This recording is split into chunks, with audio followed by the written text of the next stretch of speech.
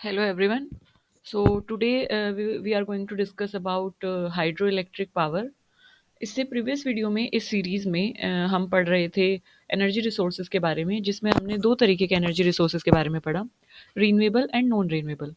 Non renewable energy resources में coal, petroleum and natural gas के बारे में ऑलरेडी पढ़ चुके हैं प्रीवियस वीडियो में। If you haven't check that videos, please go and check those videos. इससे प्रीवियस वीडियो में हमने रीन्यूएबल के बारे में भी पढ़ा, जिसमें हमने अभी तक सोलर पावर और विंड पावर के बारे में पढ़ा है।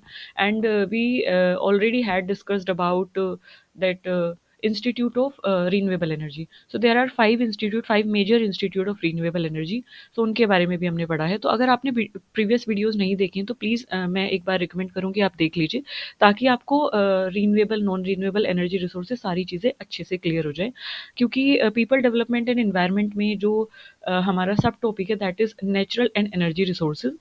सो अभी हम इसमें पढ़ने वाले हैं one of the kind of renewable energy resource that is hydro electric power. तो हाइड्रो इलेक्ट्रिक पावर भी एक तरीके का एग्जाम्पल है रीन्यूएबल एनर्जी रिसोर्स का। तो जब हम बात करते हैं हाइड्रो इलेक्ट्रिक पावर की, तो क्या है ये, किससे एसोसिएटेड है, किस तरीके से इलेक्ट्रिसिटी जनरेट होती है, किससे रिलेटेड है, कौन सा रीन्यूएबल रिसोर्स ये है। अच्छा, नाम से ही जैसे इसके पता चल रहा है हाइड्रो और electric. So hydro is something that is related to water. पानी से जो रिलेट करता है उसको हम क्या बोलते हैं, हाइड्रो। आपने you must have heard about hydrology. Hydrology यानी पानी के जो स्टडी है, एक्वीफर्स और ग्राउंड वाटर, सरफेस वाटर, इन सब की स्टडी को बोला जाता है हाइड्रोलॉजी। ठीक है। इसके अलावा आपने हाइड्रोलॉजिकल साइकिल के बारे में सुना होगा, या वाटर साइकिल उसको हम जनरल टर्म्स में बोलते हैं। बट उसको साइंटिफिक टर्म्स में, साइंटिफिक नहीं, एक तरीके से अगर लेमन में उसको वाटर साइकिल बोला जाता है। बट अगर हम उसको scientific, more of scientific terms में ले जाए तो उसको हाइड्रोलॉजिकल साइकिल बोला जाता है। सो हाइड्रोलॉजी का मतलब, हाइड्रो का मतलब that is something related to water. ठीक है। अब हाइड्रो इलेक्ट्रिक मतलब हाइड्रो से जो इलेक्ट्रिसिटी जनरेट हो रही है, पानी से जो इलेक्ट्रिसिटी जनरेट हो रही है, उसको आप क्या बोलते हो, हाइड्रो इलेक्ट्रिक। तो वो पावर, वो इलेक्ट्रिसिटी, वो एनर्जी जो कि वाटर से, हाइड्रो से जनरेट हो रही है। एंड हाइड्रो यानी water, water is a kind of what, renewable energy resource. तो ऐसे एनर्जी रिसोर्स से जब एनर्जी जनरेट हो रही है तो उसको बोलते हो आप hydro electric, that is. So this is it. Okay, आगे पढ़ते हैं हम कि जो हाइड्रो इलेक्ट्रिक पावर है, ये एक फॉर्म है एक तरीके की रीन्यूएबल एनर्जी की, जो कि इलेक्ट्रिसिटी को हार्नेस करके एनर्जी प्रोड्यूस कर, सॉरी, इलेक्ट्रिसिटी प्रोड्यूस करता है। क्या जो वाटर होता है, वाटर की जो फ्लोइंग एनर्जी होती है। अच्छा, कैसे होती है, देखो, हमने काइनेटिक एनर्जी और पोटेंशियल एनर्जी के बारे में पढ़ा है प्रीवियस वीडियोस में। तो जब काइनेटिक एनर्जी क्या होता है, काइनेटिक एनर्जी कोई भी बॉडी जब मूव करती है, तो उसके मॉलिक्यूल जो मोशन में होने की वजह से उसके अंदर जो एनर्जी प्रोसेस होती है वो होती है आपकी काइनेटिक एनर्जी। अगर कोई बॉडी स्टिल रखी हुई है, ऐसे ही एज इट इज रखी हुई है, वो मूव नहीं कर रही है, तो उसमें होती है पोटेंशियल एनर्जी। तो जब हम काइनेटिक एनर्जी की बात कर रहे हैं, तो पानी जब बह रहा है, पानी जब मूव कर रहा है, पानी जब बहता है, क्योंकि हम रिवर पे ही तो डैम बनाते हैं ना। तो जो फ्लोइंग वाटर की, या अगर कोई स्ट्रीम है, झरना है, फॉलिंग वाटर की, यानी कि बेसिकली फ्लोइंग है या फॉलिंग है, दोनों ही कंडीशन में वो मूव कर रहा है। तो मूविंग वाटर की जो एनर्जी होती है, उसको आप बोल रहे हो काइनेटिक एनर्जी। तो इस काइनेटिक एनर्जी को, जैसे हमने प्रीवियस वीडियो में ये भी पढ़ा था कि energy can not be created, energy can not be destroyed. Energy को बनाया और बिगाड़ा नहीं जा सकता है, एनर्जी बस अपनी फॉर्म बदलती है, समझ गए। तो अब यहाँ पे फ्लोइंग वाटर में काइनेटिक एनर्जी है, फॉलिंग वाटर में भी काइनेटिक एनर्जी है। तो अगर हम उस एनर्जी की फॉर्म बदल दें, उसको हम इलेक्ट्रिकल एनर्जी में कन्वर्ट कर दें, तो कुछ बुराई है, कोई बुराई नहीं है इसमें। तो यही चीज़ हम करते हैं हाइड्रो इलेक्ट्रिक पावर जनरेशन में। तो पानी की जो फ्लोइंग या फॉलिंग एनर्जी है, पानी की जो काइनेटिक एनर्जी है, पानी की काइनेटिक एनर्जी फ्लोइंग या फॉलिंग वाटर की, है ना। तो उसको हम क्या करते हैं, उसको हम इलेक्ट्रिसिटी जनरेशन के लिए यूज़ करते हैं, उससे हम इलेक्ट्रिसिटी जनरेट करते हैं, और यही हाइड्रो इलेक्ट्रिक पावर है। अब इसको किया कैसे जाता है, क्वेश्चन ये उठता है कि हमने इलेक्ट्रिसिटी तो जनरेट की, बट इसको किया कैसे जाएगा। देखिए, इसको हम करते हैं कंस्ट्रक्शन ऑफ डैम के द्वारा। हम एक कुछ ऐसे डाइवर्जन स्ट्रक्चर्स बनाते हैं जो कि पानी को डाइवर्ट कर देता है, और किसकी तरफ, टरबाइंस की तरफ, है ना। तो हम पानी के ऊपर डैम बनाते हैं, कुछ डाइवर्जन स्ट्रक्चर्स बनाते हैं जो कि पानी को डाइवर्ट कर देता है टरबाइंस में। फिर हम उसको क्या करते हैं, रोटेट करते हैं, और रोटेट करने की वजह से टरबाइन उसकी वजह से रोटेट होती है। पानी को जब हम डाइवर्ट करते हैं तो पानी के फोर्स की वजह से क्या होती है, टरबाइन रोटेट होती है। और फिर वो काइनेटिक जो मूविंग, क्योंकि टरबाइन रोटेट हुई तो तो काइनेटिक एनर्जी है ना। तो काइनेटिक एनर्जी को फिर मैकेनिकल एनर्जी में, क्योंकि turbine is kind of machinery, है ना, तो काइनेटिक एनर्जी मैकेनिकल एनर्जी में कन्वर्ट होती है। मैकेनिकल एनर्जी फिर अल्टीमेटली किस में होती है, इलेक्ट्रिसिटी में कन्वर्ट हो जाती है। तो बेसिकली हम यहाँ पे डैम क्रिएट करते हैं। जो भी फ्लोइंग वाटर बॉडी है, फॉलिंग वाटर बॉडी है, हम उनके ऊपर डाइवर्जेंट स्ट्रक्चर्स या तो डैम क्रिएट करते हैं, और वो डैम जो है एक पानी का बहाव एक एक डायरेक्शन में मोड़ देते हैं, और उस डायरेक्शन में लगी होती है टरबाइन। टरबाइन होती है रोटेट। तो जब काइनेटिक और पोटेंशियल एनर्जी दोनों मिली तो मैकेनिकल एनर्जी बनी, मैकेनिकल एनर्जी प्रोड्यूस हुई, तो उसको हम कन्वर्ट करते हैं इलेक्ट्रिकल एनर्जी में। ये सब हमारा एक तरीके से मोटा मोटा एक ओवरव्यू था इसमें। Now moving on to, okay, अब इसमें एक बार और देख लेते हैं कि जो पानी है, वाटर में be stored in the form of dams. Dams में हम उसको स्टोर करते हैं। डैम्स रिजर्वोयर एक तरीके से बना देते हैं। डैम इज अ स्ट्रक्चर जो पानी को रोक के रखता है। और पोटेंशियल एनर्जी वो कन्वर्टेड होती है काइनेटिक एनर्जी में। जब ये फ्लो करता है, पानी से छोड़ा जाता है, तो काइनेटिक एनर्जी में कन्वर्ट होती है। ठीक है। अब अगर हम बात करें हाइड्रो इलेक्ट्रिक पावर की, तो हाइड्रो इलेक्ट्रिक पावर जो है वो लार्जेस्ट, सेकेंड लार्जेस्ट सोर्स है इलेक्ट्रिसिटी का। इलेक्ट्रिसिटी का सेकेंड लार्जेस्ट सोर्स हमारा क्या है, हाइड्रो इलेक्ट्रिक पावर है। क्यों है, क्योंकि हमारी अर्थ पे पानी प्रचुर मात्रा में है ना। तो इस पानी को हम पीने के लिए तो यूज़ कर नहीं रहे, इलेक्ट्रिसिटी जनरेशन के लिए कर रहे हैं। तो वहाँ पे हमारा ऐसा कोई इशू नहीं है कि सॉल्टी वाटर नहीं चाहिए या आयनिक वाटर नहीं चाहिए। It is not that kind of issue. तो वहाँ पे क्योंकि पानी हमारे पास काफ़ी अमाउंट में है, तो हमारे पास इसकी टेक्नोलॉजी भी है to harness electricity from like hydro. So इससे हम इलेक्ट्रिसिटी आसानी से जनरेट कर पा रहे हैं, तो इसलिए एक लार्जेस्ट सोर्स बन गया इलेक्ट्रिसिटी जनरेशन का। अब मुद्दा ये है कि ये क्या किसी के ऊपर डिपेंडेंट है, क्या ये सीजनल है? तो जी बिल्कुल, हेविली डिपेंडेंट है ये रेनफॉल पर और melting of snow in the mountainous region. अब एक सिंपल सी बात बताइए, अगर आपकी नदियों में पानी ही नहीं होगा तो आप डैम बना के, रिजर्वोयर बना के पानी रोकोगे कैसे? और अगर वो रुकेगा नहीं तो एक तेजी से बहाव के साथ आएगा कैसे? और जब एक बहाव के साथ नहीं आएगा तो वो टरबाइंस को कैसे रोटेट करेगा? तो basically we much huge amount of water, क्योंकि वो जो वाटर का तेज बहाव है ना, वो एक बड़ी बड़ी जो टरबाइंस होता है उनको रोटेट करने के लिए हमें उसका वो काइनेटिक एनर्जी चाहिए। ठीक है। तो ये हेविली डिपेंड करता है रेनफॉल पर। जितनी ज़्यादा जिस रीजन में रेनफॉल होगी, जितना ज़्यादा उस रीजन में नदियाँ होंगी, पानी होगा, तो वहाँ पे उतना ही ज़्यादा हम हाइड्रो इलेक्ट्रिसिटी जनरेशन कर सकते हैं। दूसरा ये डिपेंड करता है कि स्नो मेल्ट हो रही है। स्नो मेल्ट होगी तो गंगा का जो स्तर है, मतलब जो स्नो मेल्ट होती है, जब बारिश होती है, तो क्या होता है, गंगा आपने देखा होगा या कोई भी रिवर आपने देखी होगी कि उसका पानी का लेवल हमेशा सेम नहीं होता। तो उसका कारण यही है कि स्नो मेल्टिंग, रेनफॉल, है ना, हायर रीजन्स पे जहाँ से मतलब वो फ्लो होती है, तो इसलिए उसका स्तर जो है वो घटता और बढ़ता रहता है। तो बेसिकली यही बोला गया है कि हाइड्रो इलेक्ट्रिक पावर जो है वो पानी पर डिपेंड करती है, पानी के स्तर पे डिपेंड करती है। और पानी का जो लेवल है वो किस पे डिपेंड कर रहा है, रेनफॉल और माउंटेनियस रीजन से जो स्लो मेल्ट हो रही है वहां से। It एंटेल्स heavy investment for construction of dams but per unit cost of electricity is low. अब बोल क्या रहा है ये कि इसमें देखो इन्वेस्टमेंट तो काफ़ी ज़्यादा लगती है। क्यों? क्योंकि ये बड़ी-बड़ी नदियाँ हैं, उन पे आप इंफ्रास्ट्रक्चर क्रिएट कर रहे हो, तो it is not a easy task. इसमें आपको मैनकाइंड चाहिए, एक लेबर, स्किल्ड लेबर चाहिए जो कि एक डैम को कंस्ट्रक्ट कर सके, है ना? तो आपको डैम के कंस्ट्रक्शन के लिए जगह भी चाहिए, उसके लिए एक तरीके से फाइनेंशियल एड भी चाहिए, उसके लिए स्किल्ड लेबर भी चाहिए। तो इसके लिए क्या हो जाता है, इन्वेस्टमेंट काफ़ी ज़्यादा बढ़ जाती है जब आप डैम कंस्ट्रक्ट करते हो, या ओवरऑल इनपुट आपको काफ़ी ज़्यादा देना होता है। बट जो इलेक्ट्रिसिटी आती है, इलेक्ट्रिसिटी जनरेशन काफ़ी अच्छा खासा हो जाता है, तो पर यूनिट इलेक्ट्रिसिटी की जो कॉस्ट है वो काफ़ी लो हो जाती है ना? क्यों हो जाती है? क्योंकि ये एक सेकंड लार्जेस्ट सोर्स है इलेक्ट्रिसिटी का, ये भी एक रीज़न है। तो इलेक्ट्रिसिटी इससे हमें काफ़ी ज़्यादा मात्रा में मिल जाती है, तो पर यूनिट कॉस्ट जो है वो लो पड़ जाती है, अगर हम इन्वेस्टमेंट के अकॉर्डिंग इसको कंपेयर करें तो। ओके, अब इसमें कुछ रिस्क फैक्टर भी इन्वॉल्व है। इसके बारे में हम पढ़ने से पहले एक बार थोड़ी-सी चीज़ें देख लेते हैं। अब होता क्या है कि अगर मैं कंपोनेंट की बात करूँ, मतलब इलेक्ट्रिसिटी जनरेशन तो हम कर रहे हैं डैम को कंस्ट्रक्ट करके, यानी हाइड्रो इलेक्ट्रिक पावर से, तो उसमें कुछ की कंपोनेंट आता है। जैसे कि सबसे पहला मेन जो है हमारा वो आएगा डैम। डैम या रिजर्वोयर। रिजर्वोयर में क्या होता है, रिजर्वोयर एक काइंड ऑफ लाइक स्ट्रक्चर जिसमें पानी पानी को स्टोर किया जाता है, रिजर्वोयर उसको बोला जाता है, जो कि पानी को स्टोर करता है और फ्लो को कंट्रोल करता है। तो बेसिकली अगर कोई नदी है तो उस पे हम डैम कंस्ट्रक्ट करेंगे। तो जब हमने डैम कंस्ट्रक्ट कर दिया तो बेसिकली ये वाला जो पोर्शन है ये रिजर्वायर की तरह काम करेगा। यानी कि यहाँ पे पानी का जो फ्लो है वो हमने क्या कर दिया, कंट्रोल कर दिया, रेस्ट्रिक्ट कर दिया है। तो यहाँ पे पानी क्या हो जाएगा, रुक जाएगा, है ना। और जैसे ही हम डैम को ओपन करेंगे तो एक तेजी के बहाव के साथ नीचे आएगा, है ना। ये अपस्ट्रीम होता है और ये डाउनस्ट्रीम होता है। डैम के नीचे वाला पोर्शन डाउनस्ट्रीम और डैम के ऊपर वाला पोर्शन अपस्ट्रीम। तो अपस्ट्रीम में क्या होता है, रिजर्वायर होता है, वहाँ पे पानी के फ्लो को रेस्ट्रिक्ट किया जाता है, इस पानी को स्टोर किया जाता है। तो पहला कंपोनेंट तो हमारा ये हो जाता है हाइड्रो इलेक्ट्रिक पावर जनरेशन में।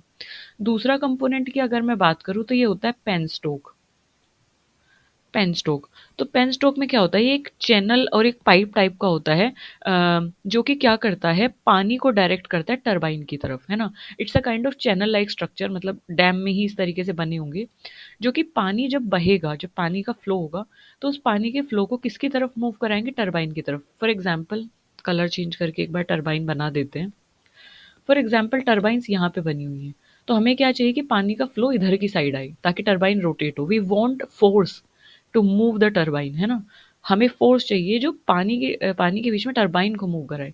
तो क्या होते हैं, पेनस्टोक लगे होते हैं, चैनल या पाइप टाइप के लगे होते हैं, जो पानी की डायरेक्शन को, पानी को डायरेक्शन देते हैं टरबाइन की तरफ जाने के लिए।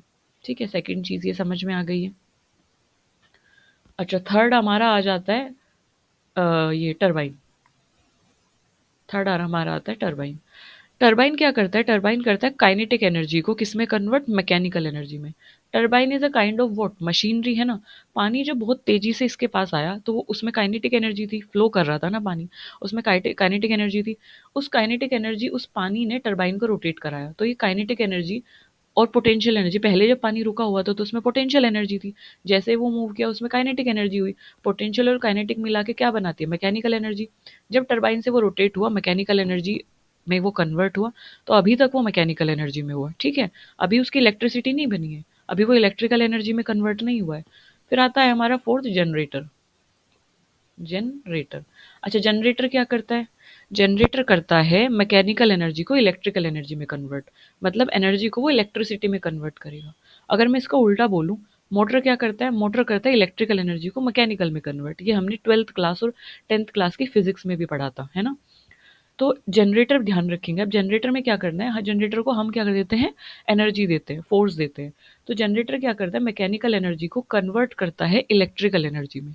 तो अब ये किस में कन्वर्ट हो गया, इलेक्ट्रिसिटी में कन्वर्ट हो गया। फिफ्थ जो कंपोनेंट इसमें आता है वो आता है ट्रांसफॉर्मर। ट्रांसफॉर्मर, ट्रांसफॉर्मर क्या करता है, ये एडजस्ट करता है वोल्टेज को किसके, जो भी it basically adjust the voltage of generated electricity for distribution, है ना। होता क्या है कि जो भी इलेक्ट्रिसिटी जनरेट हुई है उसकी वोल्टेज को कितना वोल्टेज उसका पहुंचाना है, क्योंकि डिस्ट्रीब्यूशन में ऐसा तो नहीं कि हम सारी इलेक्ट्रिसिटी बहुत हाई वोल्टेज पहुंचा देंगे, क्योंकि एडिक्वेट जो घरों में वोल्टेज यूज होता है वो 220 वोल्ट होता है ना। तो डिस्ट्रीब्यूशन के लिए कितना वोल्टेज चाहिए उसको एडजस्ट करने का काम क्या करता है, कौन करता है, ट्रांसफॉर्मर करता है। तो ये ओवरऑल हमारा क्या हो जाता है, मेन कंपोनेंट हो जाता है जो कि हाइड्रो इलेक्ट्रिक पावर जनरेशन में यूज होते हैं। इसमें सबसे पहले हमारा स्टार्टिंग फ्रॉम दिस वन कि पहले पोटेंशियल एनर्जी थी, पानी रुका हुआ था रिजर्वायर में, डैम था यहाँ पे, है ना, डैम और रिजर्वायर ये हमने बात कर ली है। फिर हमारा आता है पेनस्टोक जो कि चैनल लाइक स्ट्रक्चर्स है। फिर हमारा आता है टरबाइन यहाँ पे। देन हमारा आता है जनरेटर जो कि मैकेनिकल को इलेक्ट्रिकल एनर्जी में कन्वर्ट करेगा। देन ट्रांसफॉर्मर आता है जो कि वोल्टेज को एडजस्ट करेगा इलेक्ट्रिसिटी के डिस्ट्रीब्यूशन के लिए। सो ये 5 कंपोनेंट है। This is it, I hope I am able to make you understand this concept. Okay, so अब इसके बारे में कुछ एडवांटेजेस और डिसएडवांटेजेस देख लेते हैं, तब तक यहाँ से इसको रफ कर देते हैं। ओके, मैं आपको रिकमेंड करूँगी कि जो मैं बोलती हूँ और जो मैं लिखती हूँ, जिसमें मैं अंडरलाइन करती हूँ, उसको आप एक नोटबुक में नोट करते रहिए ताकि आपके लिए ईजी हो जाए और लर्न करना एंड मोमेंट पे जब एग्ज़ाम हो तो आप नोटबुक लेके जब खड़े हों तो आपको सारी चीज़ें ईजिली आप ग्रैस्प कर सको। Okay, so moving on to this part,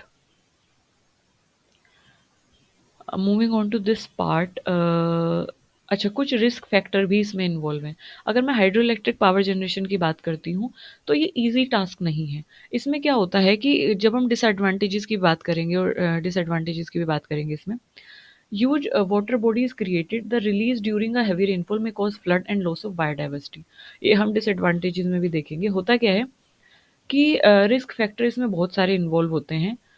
होता क्या है कि जब आप बहुत बड़ी वाटर बॉडी पे डैम कंस्ट्रक्ट कर रहे हो, बहुत बड़ी रिवर पे डैम कंस्ट्रक्ट कर रहे हो और जब आप इसको रिलीज़ करते हो, पानी को रिलीज़ करते हो ना डाउनस्ट्रीम की साइड, तो जब हेवी रेनफॉल होती है तो इसकी वजह से फ्लड आ सकता है और आसपास के जो रीजन है वो इनंडेट हो सकते हैं और लॉस हो सकता है बायोडाइवर्सिटी का। Dam इम्पेड the migration of fish along the river. अब होता क्या है कि अपस्ट्रीम है, डाउनस्ट्रीम है, तो उसमें क्या होता है, डैम जो है फिशेस का जो माइग्रेशन है उसको हिंडर कर देता है कहीं ना कहीं। और ये एक तरीके से क्या कर देता है, बायोडाइवर्सिटी का कहीं ना कहीं उनका लॉस कराता है। अच्छा, इससे पहले हम एडवांटेजेस देखते हैं, और जब हम डिसएडवांटेजेस देखेंगे तो हमारे लिए इजी हो जाएगा डिस्कस करना। सबसे पहले हम देखते हैं कि हम हाइड्रो इलेक्ट्रिक पावर जनरेशन की तरफ क्यों बढ़े, क्यों हम चाहते हैं कि हाइड्रो इलेक्ट्रिक पावर से हम इलेक्ट्रिसिटी, हाइड्रो इलेक्ट्रिक स्ट्रक्चर से हम इलेक्ट्रिसिटी को जनरेट करें, पानी से हम इलेक्ट्रिसिटी को बेसिकली जनरेट करें। तो उसका सबसे फर्स्ट जो हमारा एडवांटेज जाता है वो वही कि ये रीन्यूएबल है। मतलब जो पानी है वो हमारे पास प्रचुर मात्रा में है। हाइड्रोलॉजिकल यानी कि वाटर साइकिल के थ्रू, क्योंकि वो एक साइकिल है ना? तो उसके थ्रू जो है पानी रिजुविनेट होता रहता है हमारी अर्थ पे, वापस आता रहता है। तो it is a kind of renewable और सस्टेनेबल एनर्जी रिसोर्स। तो पहला इसका एडवांटेजेस ये हो जाता है। अगर मैं सेकंड एडवांटेज की बात करूँ, तो इसमें से कोई भी ना ग्रीन हाउस गैस का एमिशन नहीं हो रहा है। कोई कार्बन डाइऑक्साइड, कोई मीथेन, कोई क्लोरोफ्लोरोकार्बन या सल्फर हेक्साफ्लोराइड, नाइट्रोजन ट्राइफ्लोराइड, कोई इसमें से ग्रीन हाउस गैस रिलीज नहीं हो रही है। तो ग्रीन हाउस गैस नहीं रिलीज हो रही है तो ये क्लाइमेट चेंज में कंट्रीब्यूट ओवरऑल नहीं कर रहा है, ग्रीन हाउस गैस इफेक्ट ये नहीं क्रिएट कर रहा है। थर्ड एडवांटेज की अगर मैं बात करूँ, तो एक फ्लेक्सिबल सोर्स है एनर्जी जनरेशन का। लाइक हमें वाटर ईजिली अवेलेबल हो जाएगा, हमने डैम क्रिएट किया और हमने जो जो ऊपर कंपोनेंट पड़े उन प्रोसीजर के थ्रू हमने इलेक्ट्रिसिटी जनरेट कर दी। अगर मैं बात करूँ फोर्थ वन की, तो ये जो है कहीं ना कहीं क्योंकि हम डैम स्ट्रक्चर क्रिएट कर रहे हैं, रिजर्वोयर में पानी को स्टोर करके रख पा रहे हैं, तो होता क्या है कि फ्लड कंट्रोल में भी हेल्प करता है। और इसके साथ साथ अगर जैसे कि सपोज करो हमने डैम कंस्ट्रक्ट किया है और यहाँ पे रिजर्वोयर है, तो यहाँ से हम चैनल्स क्रिएट करके इरिगेशन भी आसपास के एरियाज में कर सकते हैं। आसपास के जो खेत हैं वहाँ पे हम यहाँ से चैनल क्रिएट करके इरिगेशन में भी वो ये हेल्प करता है। इसके अलावा जो है रिक्रिएशन बेनिफिट इसके मिल जाते हैं कि हम आसपास के इलाकों में पॉन्ड बना सकते हैं या वेटलैंड क्रिएट कर सकते हैं, आर्टिफिशियल वेटलैंड, जहाँ पे हम बहुत सारे प्लांट्स को, बहुत सारे एनिमल्स को, माइग्रेटरी स्पीसीज़ को जगह दे सकते हैं। और बेसिकली एस्थेटिक जो लैंडस्केप का जो एस्थेटिक एलिमेंट है, सुंदरता जो है उस लैंडस्केप की, उसको बढ़ा सकते हैं। तो ये तो हो गए इसके डिसएडवांटेज, सॉरी, ये तो हो गए इसके एडवांटेजेस कि क्यों ये अच्छा है हमारे लिए अगर हम हाइड्रो इलेक्ट्रिक पावर जनरेशन कर रहे हैं। लेकिन अब बात करते हैं इसके नेगेटिव पार्ट की तरफ कि क्यों ये अच्छा नहीं है, क्या कुछ इसके नेगेटिव चीज़ें भी हैं, क्या कुछ ऐसी चीज़ें भी हैं जिसकी वजह से हमें प्रॉब्लम हो सकती है। बिल्कुल हैं, इसके कुछ डिसएडवांटेजेस भी हैं, इसके कुछ डिसएडवांटेजेस भी हैं, जैसे कि सबसे बड़ा इसका डिसएडवांटेज है कि ये इन्वायरमेंटल इम्पैक्ट और एक्वेटिक लाइफ को क्या करता है, अफेक्ट करता है। कैसे अफेक्ट करता है कि सपोज करो हमारा ये अपस्ट्रीम है, यहाँ पे हमने डैम को क्रिएट किया, ये हमारा डाउन स्ट्रीम है। तो अब यहाँ पे जो भी एक्वेटिक फ्लोरा है, जो भी फोना है, बेसिकली फिशेज वगैरह है, तो वो यहाँ कैसे मूव करेंगे, क्योंकि यहाँ पे तो एक ऐसा स्ट्रक्चर है जो कि बंद है, जो जो ह्यूमन के कंट्रोल में, जब आप उसे ओपन करेंगे तब ओपन होगा। तो कहीं ना कहीं ये क्या कर देता है, रेस्ट्रिक्ट कर देता है किसको, एक्वेटिक लाइफ को। अब यहाँ पे जो पानी का टेम्परेचर होगा वो यहाँ से अलग होगा। तो अब जो एक नैरो रेंज में सर्वाइव करने वाले एक्वेटिक एनिमल्स हैं, जो कि ज़्यादा बड़ी रेंज में सर्वाइव नहीं करते टेम्परेचर की, उनकी डेथ हो जाएगी। तो बेसिकली ये इन्वायरमेंटल और एक्वेटिक इम्पैक्ट डालता है, ये ओवरऑल इसका मतलब है। अब अगर हम बात करें, जो कि हमने पहले भी बात की थी, कि इसकी ना इनिशियल कॉस्ट काफ़ी हाई आती है डैम को कंस्ट्रक्ट करने के लिए, टरबाइन्स को लाने के लिए, जनरेटर के लिए, ट्रांसफार्मर के लिए, पेन स्टॉक्स के लिए। तो इन सब के लिए हमें क्या चाहिए, पैसा चाहिए, क्योंकि डैम ऐसा छोटा डैम तो नहीं होगा, बड़े लेवल पे डैम क्रिएट होगा। उसके लिए हमें स्किल्ड मैन पावर भी चाहिए, उसके लिए हमें इंजीनियर्स चाहिए, जो सबसे पहले आर्किटेक्ट चाहिए जो उसको डिज़ाइन करे, फिर इंजीनियर्स चाहिए, है ना? उसके लिए हमें स्किल्ड मैन पावर चाहिए और उसके लिए मटेरियल चाहिए। तो इन सब में क्या हो जाता है, कॉस्ट लग जाती है काफ़ी ज़्यादा। तो इसकी जो इनिशियल कॉस्ट आती है, जितना इससे इलेक्ट्रिसिटी जनरेट हो रही है, ये तो आउटपुट हुआ। लेकिन उससे पहले हमने क्या-क्या चीज़ें प्रोवाइड की, इनपुट की जो बात आ रही है। तो इनपुट में जो कॉस्ट लग रही है वो काफ़ी ज़्यादा हाई है। इसके अलावा और क्या होता है कि सबसे बड़ा जो उसका डिसएडवांटेज है वो ये है कि जब हम डैम कंस्ट्रक्ट करते हैं, जब वहाँ पे जनरेटर, टरबाइन, ट्रांसफार्मर का कंस्ट्रक्शन करते हैं आसपास, तो उसके लिए हमें जगह चाहिए होती है। तो इस मान लो सपोज करो कोई रिवर है, इसके आसपास इनिशियली क्या ग्रासलैंड हो सकते हैं, फॉरेस्ट होंगे, इसके आसपास ये सब वेटलैंड्स हो सकती हैं। अब क्या होता है कि जब हम उस पे एक डेवलपमेंट करने का सोच रहे हैं, उस पे डैम बनाने का सोच रहे हैं, या वहाँ से हाइड्रो इलेक्ट्रिक पावर जनरेशन करने का सोच रहे हैं, तो हमें आसपास की जो चीज़ें हैं उनको हटाना होगा। तो बेसिकली हमें डिफॉरेस्टेशन करना होगा, हमें वहाँ से वेटलैंड को रिमूव करना होगा। वहाँ पे अगर कुछ घर हैं, वहाँ पे अगर कुछ दुकानें हैं, वहाँ पे अगर कोई भी डेवलपमेंट हो रखा है पहले, तो वहाँ के लोगों को, अगर वहाँ पे कोई ट्राइब्स हैं, जनजातियाँ वहाँ पे रहती हैं, तो उनको वहाँ से हटाना होगा। तो इसका सबसे बड़ा जो एक तरीके से डिसएडवांटेज है वो है कि डिस्प्लेसमेंट ऑफ कम्युनिटीज़। वहाँ पे जो भी कम्युनिटी रहती है, जो भी समुदाय रहते हैं, वो ट्राइबल पीपल हो सकते हैं, वो वहाँ पे कोई सेक्रेड ग्रूव हो सकते हैं, कोई किसी ने कोई मंदिर बनाया हुआ है, तो उन सब जगहों से हमें क्या करना होता है, चीज़ों को डिस्प्लेस करना होता है, चीज़ों को क्या करना होता है, हटाना होता है।